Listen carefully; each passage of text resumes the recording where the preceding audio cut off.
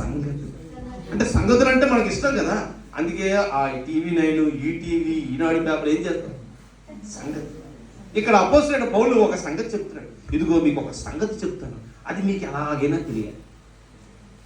అది తెలియకుండా ఉండడం నాకు ఇష్టం లేదు, మీకు ఎలాగైనా ఏమో మరి. ఎందుకు ఆ సంగతి ఏంటో మీకు ఒక సంగతి చెప్తారని అన్నారు అనుకో, మన మనసు ఏమవుతుంది? అమ్మ నాకు ఒక సంగతి చెప్తారన్నది ఏంటో ఏంటో ఏంటో సడన్గా టెన్షన్, గాబరా, తెలుసుకోవాలని ఒక ఆతృతి. ఇక్కడ పౌలు గారు అంటున్నారు, మీకు ఒక సంగతి చెప్తాను అంటున్నాడు. ఇప్పుడు మనం ఏం చేయాలి? అమ్మో ఆ సంగతి ఏంటో చూద్దామా? సంగతి ఏంటో చదవండి. అదేదనగా ఆగండి. ఎవరి కోసం చెప్తున్నారు ఇది? పౌలు గారు పాత నిబంధనలో చూడండి, ఆ సముద్రం చీలినప్పుడు నడిచారు కదా ప్రజలు, ఆ ప్రజల కోసం. ఈ ప్రజలందరూ ఎక్కడుండేవారంట? ఎడారిలో ఉన్నప్పుడు వీరి నెత్తి మీద ఏముండేదంట? మేఘం. అంటే చూడండి, ఈరోజు ఈ మేఘాలు వేసాయి కదా, అంటే వాళ్ళకి ఎడారిలో ఎండ తగలనివ్వకుండా దేవుడు ఏముంచాడంట? మేఘం. ఎన్ని సంవత్సరాలు ఉంచాడు మేఘాన్ని? మనం చెప్పొద్దు, ఇది చెప్పింది, ఇది చెప్పిందా? పేపర్ లీక్ అయిపోయింది. Okay okay. తర్వాత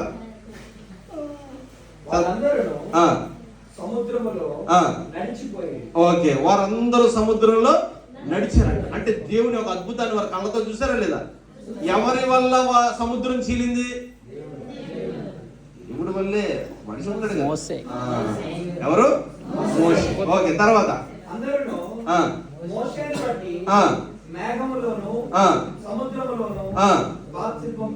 ఆగండి.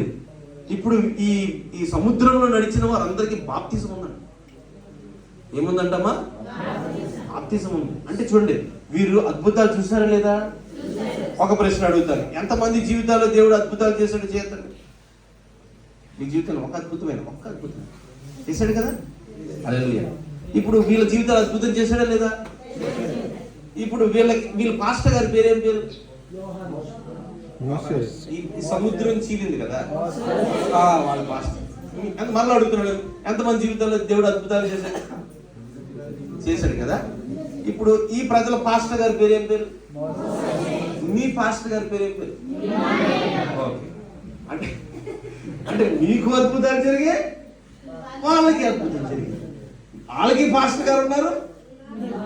ఒక సంగతి ఇదే, జాగ్రత్తగా సేమ్. ఓకేనా? తర్వాత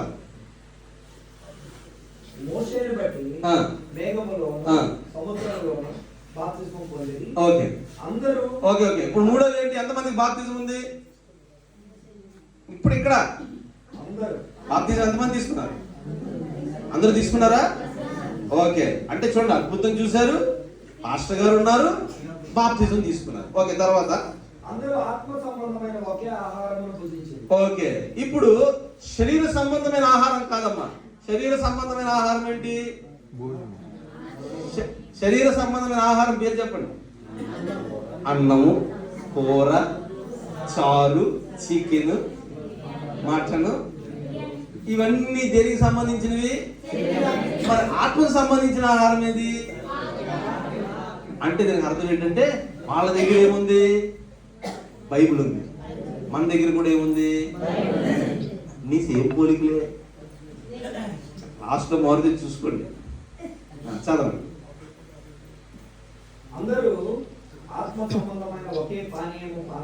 ఓకే, హల్లెలూయా. అంటే శరీర సంబంధమైన పానీయం ఏంటి? నీళ్ళు. నీ పేపర్ చేయకండి. శరీర సంబంధమైన పానీయం ఏంటి? నీళ్ళు, గ్రేప్ జ్యూస్, ఆరెంజ్ జ్యూస్. అలా పానీయం వద్దు. ఏ పానీ? పానీ. అది శరీర నాశనం చేసే పానీ. ఓకేనా? ఇప్పుడు దేవుడు వాళ్ళకి ఆత్మ సంబంధమైన పానీయం ఇచ్చాడంట. మనకి ఏమి ఇచ్చాడు? ఆత్మ సంబంధమైన పానీయం ఇచ్చాడు. మరలా ఇదే వస్తుంది, మరలా వాక్యమే. వాక్యాన్నే దేవుడు ఆహారముగా పోల్చాడు, వాక్యాన్ని దేవుడు నీళ్ళగా పోల్చాడు. ఓకేనా? ఓకే, తర్వాత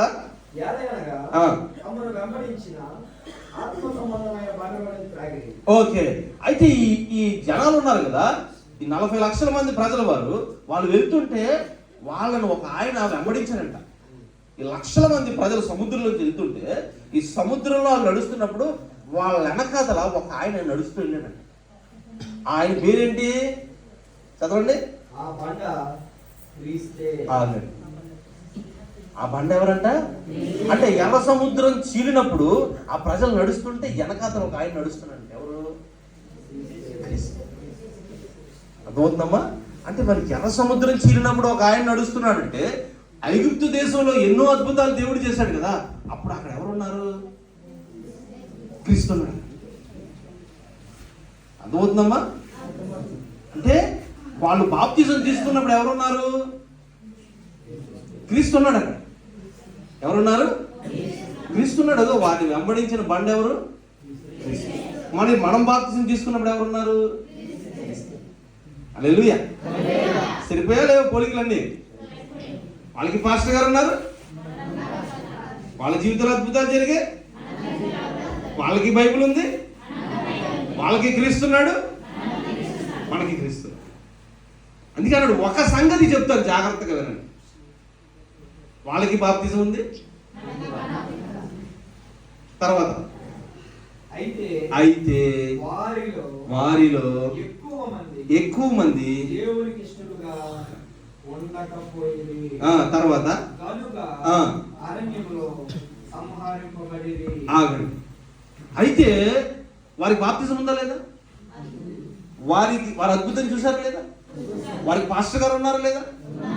వారికి క్రీస్తున్నాడా లేదా? కానీ వారందరూ చనిపోయారు.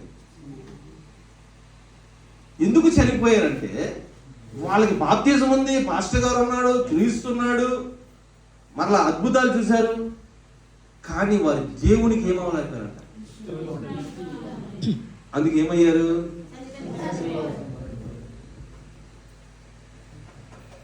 హల్లెలూయా. వాళ్ళు యాక్చువల్గా ఒక దేశానికి వెళ్ళాలి, వెళ్ళలేక వాగ్దానం ఉన్నా సరే దేవునికి ఇష్టలుగా లేకపోవడం వల్ల వారు ఏమయ్యారు అంటే మనం ఎవరికి ఇష్టలుగా ఉండాలి అంటే బాప్తిజం ఉన్నా, ఒక మంచి సేవకుడు నీకున్నా, నీ జీవితంలో అద్భుతాలు జరిగినా, క్రీస్తు నామములో బాప్తిజం తీసుకున్నా, నువ్వు దేవునికి ఇష్టడుగా లేకపోతే ఏమవుతావు? అసలు ఎందుకు దేవుడికి ఇష్టలుగా ఉండలేకపోయారు? అక్కడే ఉంటుంది ఆన్సర్. చదవండి. వారు ఆశించిన ప్రకారం మనము చెడ్డ వాటిని ఆశించుకుంటున్నట్లు. అది వాళ్ళు ఏం చేస్తారంటే తప్పు. నేను ఒక ప్రశ్న అడుగుతున్నాను, ఎంతమందికి ఆశలు ఉన్నాయో చేతులతో? నీకు ఆశలు లేవా? నాకు రెండు చేతులు ఎత్తాను. ఆశలు ఉండడం తప్పు కాదు, కానీ ఈ ప్రజలు చెడ్డ వాటిని ఆశించారు. ఆశ రోజు పుడుతుందా లేదా? రోజుకొక ఆశ, గంటకొక ఆశ, నిమిషానికి ఒక ఆశ. కానీ పుట్టిన ఆశ ఏదైతే ఉందో ఆ ఆశ దేవుడికి నచ్చే ఆశ, నచ్చలేని ఆశ అని పరిశోధించుకోవాలి. ఎవరు? ఆ ఆశ దేవుడికి నచ్చే. ఇప్పుడు ఇంతమంది నేను అడిగాను కదా, ఎంతమందికి ఆశలు ఉన్నాయంటే అందరూ ఏం చేశారు? చేతులు.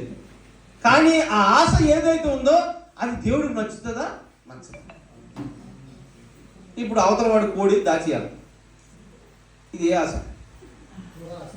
మంచి ఆశ? అది దురాశ, మంచి ఆశ? అంటే ఇప్పుడు చెడ్డ ఆశని నీ మనసులో ఉంచుకొని క్రీస్తు కోసం ఎదురు చూడటం వల్ల ప్రయోజనం. మంచి ఆశలు కలిగి నువ్వు దేవుడిలో ఏమవ్వాలి? హల్లెలూయా. ఏమండి, మనకున్న ఆశలు ఏవైతే ఉన్నాయో, దేవుడు లోక సంబంధంగా చక్కటి ఆహారం ఇవ్వాలి, చక్కటి వస్త్రాలు ఇవ్వాలి, చక్కటి ఇల్లు ఉండాలి, నా పిల్లలకి మంచి భవిష్యత్తు ఉండాలి, ఇవన్నీ కూడా మంచి ఆశలే కదా, శ్రేష్టమైన ఆశలు కదా. కానీ అన్న అనే ఒక ఆవిడ జీవితంలో అతని భర్తను ఆమె కోల్పోయిన తర్వాత ఏమండి, ఆమెకున్న ఒకే ఒక ఆశ అంట. ఏంటి? క్రీస్తుని చూడాలి. క్రీస్తుని చూడాలన్న ఆశ తప్ప ఇంకా ఏ ఆశలు ఆమె లేవు. ఆమెకి మాత్రమే కాదు, ఆమె లాగే చాలా మంది ఆ చర్చిలో ఉన్నారంట. ఇంకా ఏ ఆశలు లేవంట. క్రీస్తుని చూసి ఏమవ్వాలా? ఎంత గొప్ప ఆశ అండి.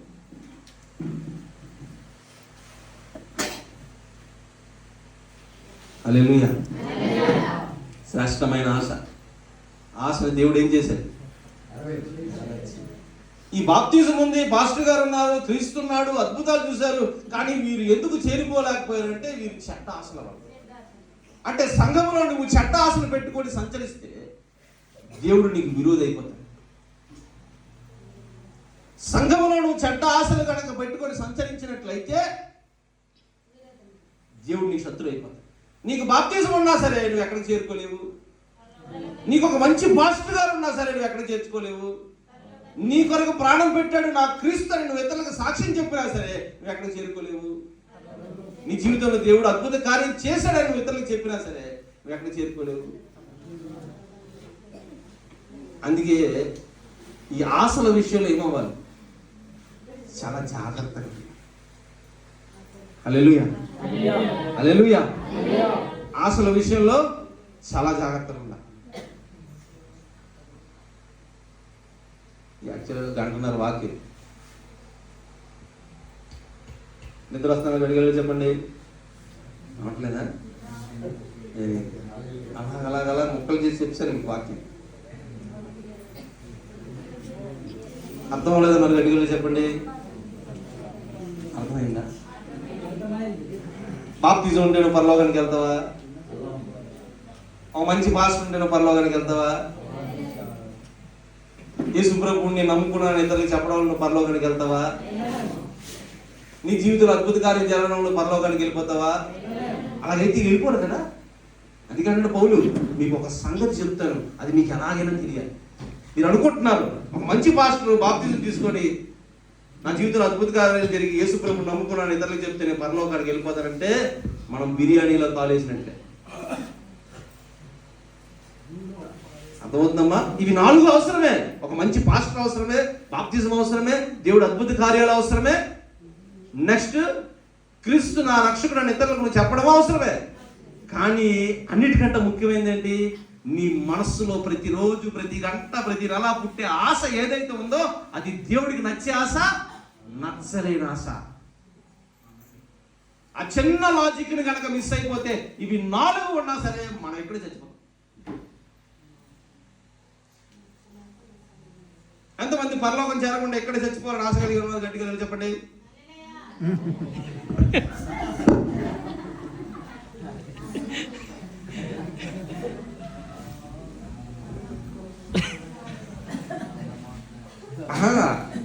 అర్థమైంది. అంటే ఆ స్ప్లిట్స్ ఆఫ్ సెకండ్స్ లో మనసు ఎగిరిపోద్ది. అంటే అది వేరే దాని మీదకి మనసు ఎగిరిపోవడం వల్ల నేనేం మాట మాట్లాడినా అది రీచ్ అవ్వదన్నమాట. ఇప్పుడు మళ్ళీ అడుగుతున్నాను, ఎంతమంది పరలోకం జరగకుండా ఈ లోకంలో నశించిపోవాలనుకున్నారు? గట్టిగా చెప్పండి.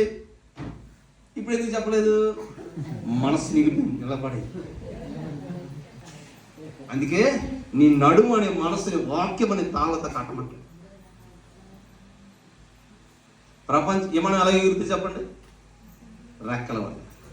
కాకి ఎలా ఎగురుతుంది చెప్పండి? ఈగ ఎలా ఎగురుతుంది? రెక్కల వల్ల. దోమ ఎలా ఎగురుతుంది? తూరీగ ఎలా ఎగురుతుంది? మనసు ఎలా ఎగురుతుంది? దానికి ఏం లేదు. కానీ రెక్కలు లేకుండా ఎగిరే ఒకే ఒక్కటి ఏంటంటే అది మనస్సు. అందుకే దీన్ని దేంతో కట్టమంటాడు. హల్లెలూయా, హల్లెలూయా. మరలా చెప్తాను, బాప్తిజం ఉంటే పరలోకానికి వెళ్తావా? ఒక మంచి పాస్టర్ ఉంటే వెళ్తావా? మీరే చెప్పండి. నువ్వు 3వది, నీ జీవితంలో దేవుడు అద్భుత కార్యం చేయడం వల్ల పరలోకానికి వెళ్తావా? 4 చెప్పాను కదా. క్రీస్తుని రక్షకుడు అని ఇతరులకు చెప్పుకోవడం వల్ల వెళ్తావా? ఇవి 4 మంచివా చెడ్డవా? కానీ ముఖ్యమైనది ఏంటి? ఇవి 4 నువ్వు స్వీకరించిన తర్వాత ఆశ, పుట్టిన ఆశ ఏదైతే ఉందో, నేను ఒక ప్రశ్న అడుగుతాను, ఇక్కడ ఉన్నవారు చెప్పకండి, సేవకుడు చెప్పొద్దు. ఒక సేవకుడు ఇంకొక సేవకుడిని చంపేస్తాడు బైబిల్లో. ఒక పాస్టర్ గారిని చంపేస్తాడు.